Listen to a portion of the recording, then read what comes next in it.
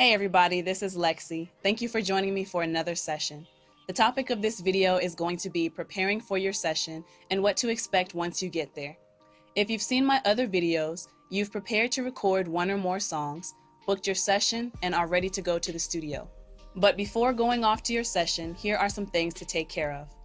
Be clear about the songs you're doing and the order you're recording. Have your playlist ready. This will keep you organized and efficient.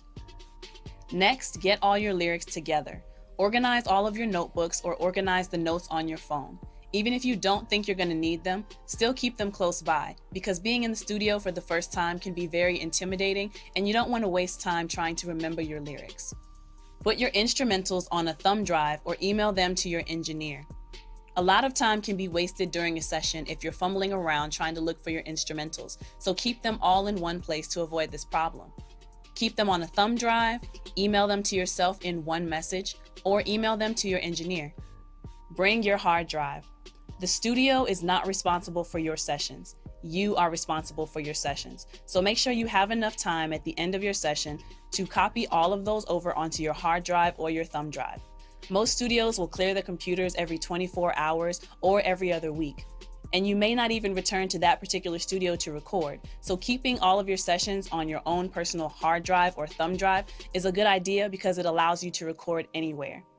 Going through school, I've always been told that if your files don't exist in 3 places, they don't exist at all. So it might be a good idea to also invest in more than one thumb drive or hard drive for yourself.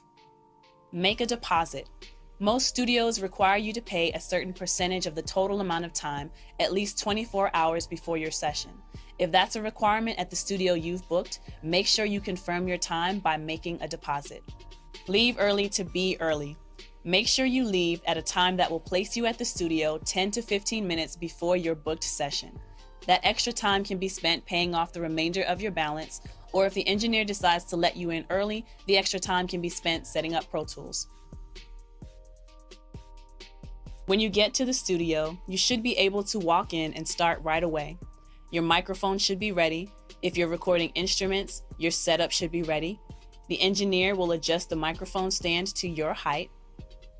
The engineer may also ask you to do a few run-throughs to check the levels, and then after that, you'll be ready to record. Being in the studio is not always how the movies portray it to be. The idea of recording your song at a studio is to get that quality and to capture the best performance possible. But if you can't do that in one take, it's okay. This is not like a live performance where you're expected to hit every note the first time around. In the studio, you're allowed to make mistakes. That's the point. You do something as many times as you want until you feel you've got it right or until you feel like you've got the best. Being in the studio can be a little intimidating, especially since you'll probably have that feeling of, wow, this is my first time in the studio. I finally made it. Even if you don't think this is going to happen to you, I've seen plenty of new artists come into the studio and they fumble over their lyrics, or they're just overall nervous about performing or singing in front of me, especially being a lady engineer in front of some male artists. As the engineer, I can hear how nervous the artist feels. If you don't think that you're completely comfortable in your session and you think it's going to affect your performance, it's completely fine to ask the engineer to maybe turn the lights low, or if you need it, just take a 5-minute break. Just keep in mind that that 5 minutes is part of your studio time. Other than that, the session is about you and recording all of your songs, as many songs as you have, for however much time you booked for the studio that day. If you're recording multiple songs, try to make sure that you're keeping yourself in check as far as making sure that you're divvying up enough time to finish each song.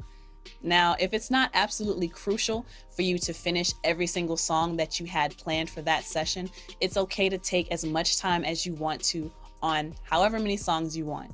But if it's really important for you to get at least a rough idea of all of your songs, make sure that you're setting reminders for yourself and divvying up that time equally among all of those songs. You can even tell your engineer to give you reminders. At the end of your session, you'll get your songs bounced down, which just means that you're going to get an MP3 or a WAV format. You'll copy all of your sessions onto that hard drive or thumb drive that you brought, remember? And then that's it. The process repeats.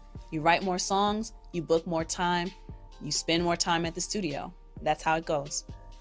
Well, that wraps it up for this topic on this video. Again, thank you so much for tuning into this session with me today. If you found this video helpful, please like it, comment below, tell me what you liked, tell me what you found helpful, or if you have additional questions, also leave that in the comment section. Don't forget to push that subscribe button for more content like this. Thank you for watching. Until next time.